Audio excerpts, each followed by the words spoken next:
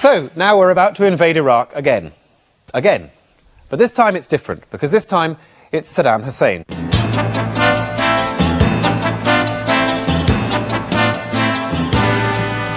Mr. President, thank you for joining us. Now, you're currently under great pressure from the United Nations, led by the Americans. The Americans. Don't talk to me about the Americans. I never know what they want from one minute to the next.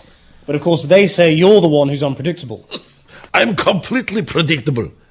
I will do everything I can to stay in power and fight to make Iraq the most powerful country in the Middle East. But they've accused you of terrible crimes against your people, of violating the Geneva Protocol on chemical weapons. The US Senate even wanted to punish you for that in the 1980s. Yes. And who stopped the Senate? The White House, Mr. Reagan. They gave me equipment, they supply information and intelligence from their Saudi AWACS aircraft. This would be during the Iran-Iraq war? Yes. There were 3 of us in that war. So it was a bit crowded, yes. And you say the Americans were on your side? Yeah, they even shot down an Iranian airliner. Happy days. But then we find out they were arming the Iranians too. And they say they can't trust me. But they say that's because you're a brutal dictator, that you torture and kill people. The Americans, the British, they always know this. But still they give me weapons, they give me credit. They actually gave you credit? How do you think I buy the weapons? They lend me money? I'm not stupid. Everyone give me weapons. French, Germans, British. 1 year before Gulf War, America sent me helicopter engines, communications equipment, 21 batches of lethal anthrax strains, and hundreds of tons of sarin nerve gas from the Americans. Before I took over Kuwait in 1990, I meet American ambassador. I say, "You got a problem with this?" She say, "We have no opinion on your Arab conflicts." Even Kuwait? Especially Kuwait. They said so, specifically. So I invade Kuwait and oi Gewalt. And all that after they knew you'd used chemical weapons against the Kurds? Just before I crushed the rebellious Kurds in Halabja, the British even sent their best man. Their best man? Well, no, actually, it was David Miller. Yes, in 1988, David Miller went to discuss trade with Saddam. Shortly afterwards, Saddam killed 5,000 of his own people in a gas attack on Halabja. Shortly after that, Britain approved an extra £340 million of credit, and the Americans lent him another $1 billion. We've been a feature of his life for years. Hello. This week's guest thought he was spending a quiet night here at home in one of his many palaces with his personal food taster, 2 wives, and the division of the Republican Guard. But let's see if we can surprise him. Saddam Hussein! Saddam Hussein! President, Commander-in-Chief of his armies. This is your life. Shit! The old Teddy Waits knock-knock gag. Then, in 1979, you called a special meeting of the Iraqi parliament to denounce those you believed betrayed you, and you asked them to step outside.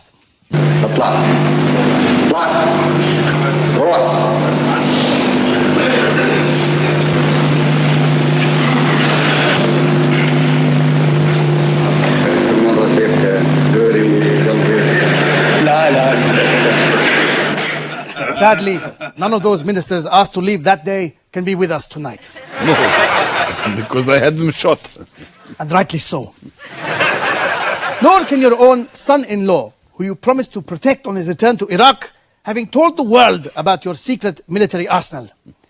You shot him too? No. Oh. No, I had someone else do that. Excellent. But luckily, there is one person from your past who is still alive. Do you recognize this voice? Hi there, Saddam.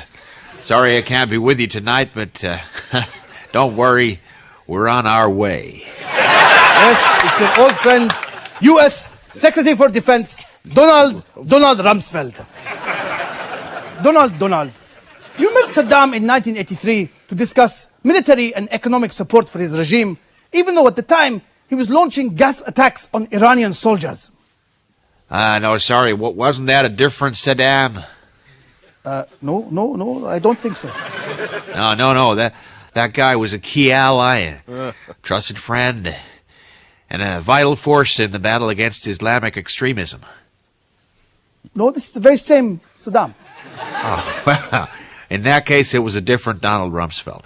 Well, unfortunately, Donald Rumpy Rumsfeld cannot be with us tonight.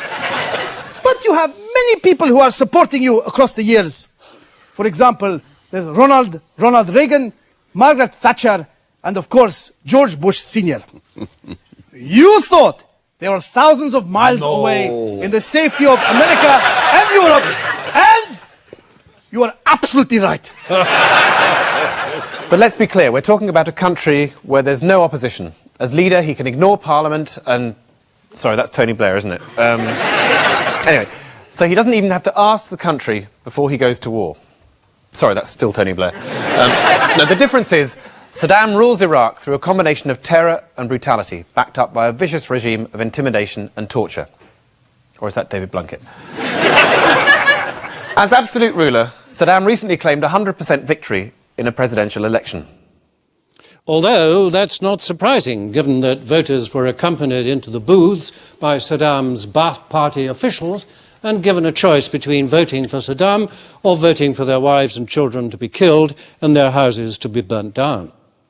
And, just a bit of fun, even small children were counted as supporters on the principle that you might as well throw in the baby with the Ba'ath voter. So, Saddam boasts the kind of total support not enjoyed by a ruler since 1921, when, guess what, the British were around. 80 years ago, the British thought the best way of uniting Iraq, apart from bombing the shit out of it, was to make it a monarchy. What do you think about him? Too old? A bit Jewish. Yes. But I like him. Yeah, Faisal. Yes, good. Nice beard. Good beard. A good beard is vital. And he is UK friendly, decent family, a descendant of the Prophet, apparently. Always goes down well with the camel shaggers. Faisal. That name rings a bell. Hang on. When we captured Damascus in 1918, didn't we make him king of Syria? Yes, we did. Yes. But when we carved out the Middle East with the French, they threw him out. Oh, so he's free? Yes, he's between thrones, as it were. He'll be ideal. Of course, we shall have to hold some sort of plebiscite to make sure he's accepted by the population. Well, that's a bit risky, isn't it? I mean, what if there's another candidate? The Nationalists have got this chap Saeed Taleb. What do we do about him? Well, we mustn't be heavy-handed. No, absolutely not. Why did we kidnap him and send him off to Ceylon? Yes, good work, yes. What do you think the result of the plebiscite should be? Faisal gets 99% of the vote? A bit high. 95%? A bit low. Let's split the difference. 96.8%. Done. So when Saddam held an election with no opposition candidate, he was going back to a tradition of 80 years ago, just like bombing the Kurds. This is what Tony Blair would call traditional values in a modern context. But despite us giving them a king, despite us granting them independence in 1932, by 1941 the locals had become so unreliable there was only one thing for it. We had to invade. Again. We were getting good at this. The oil flowed. The king was on his throne. There was peace, a stable, pro-Western government, everything we'd always wanted. Okay, thank you. There's been a popular revolution. Popular with whom? Not with me, certainly.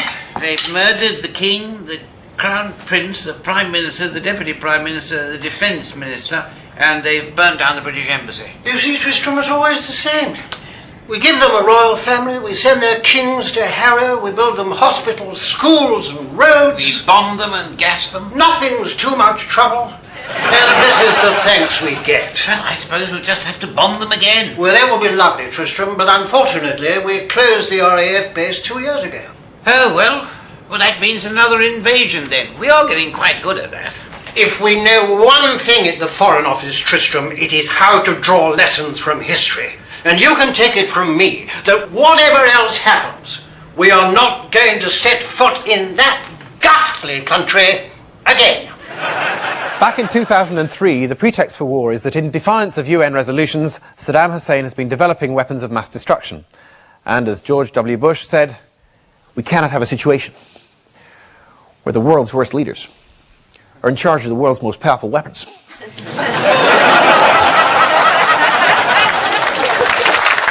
Since the end of World War II, the Americans have spent $19 trillion on what they call defense, which they spell differently and define very differently. If you were to spend $26 million every day since the birth of Christ, you would have spent less than the Americans have spent on defense since the end of the Second World War. So that's the most powerful weapons sorted out. Now we're just arguing about the worst leader bit.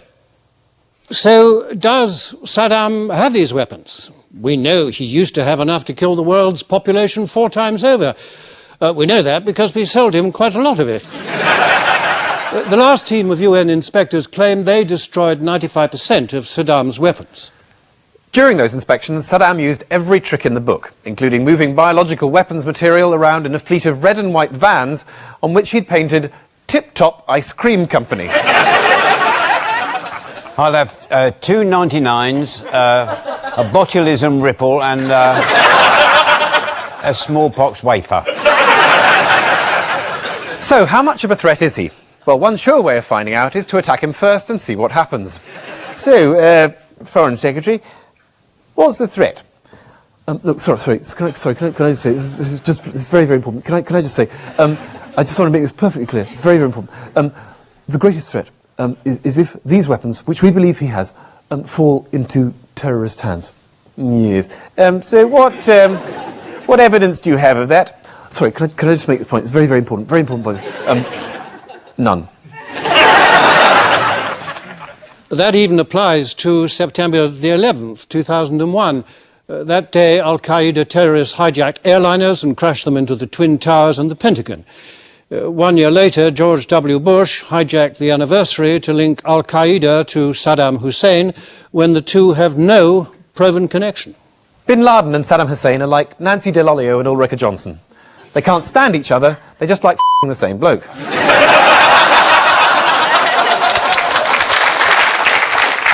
So what do you do when you've got a Saudi-born terrorist launching attacks on Yemen, America, Indonesia and Kenya? Well, that's obvious. You invade Iraq. But why now? Well, just as the world changed dramatically on September the 11th, 2001, so America changed dramatically in November 2000. Then a small group of people with Middle Eastern connections determined to impose their brand of fundamentalism on the rest of the population launched a dramatic assault on the White House.